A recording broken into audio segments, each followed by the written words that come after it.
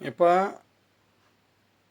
என் வீட்டை உடச்சி ஒருத்தன் காலால் காற்று வந்து கொடுத்துட்டு வந்துட்டேன்.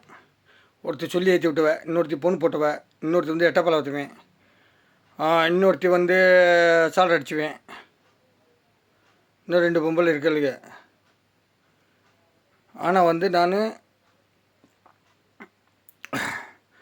நகை திருப்பி வச்சுட்டு வந்தேன். எங்கள் அம்மாட்ட பையில் வீட்டுக்குள்ளே வச்சுட்டு இப்போ பைக்கில் வச்சுட்டு வந்திருந்தேன்.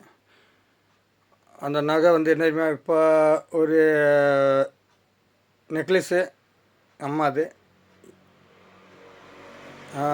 இன்னொன்று வந்து கல்ச்சங்கிலி, 4 மோதிரம், ஒரு சங்கிலி, அரை பையன் சின்ன சங்கிலி வீட்டில் வச்சுட்டு வந்திருந்தேன். என் பையில் செக் புக்கு,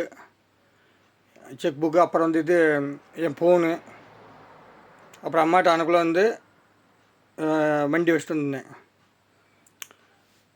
என் மாமியை விட இப்போ கேஸ் கொடுத்துட்டு வந்து போலீஸ் சொல்லியிருந்தாங்க, வந்து நாளைக்கு வந்து நம்ம போய் பேசுகிறாங்க.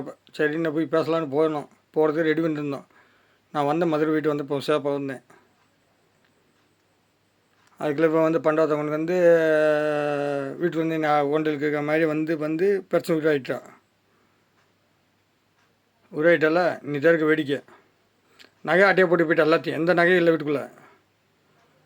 என் போனுக்குன்னு எல்லாமே ஆட்டையை போட்டு போயிட்டான். எவனாச்சும் நாளைக்கு ஏதாச்சும் எவனாச்சும் சொல்லி சொன்ன மாதிரி அவங்க பேர் எனக்கு சாட்சி வரலன்னு வச்சுக்க,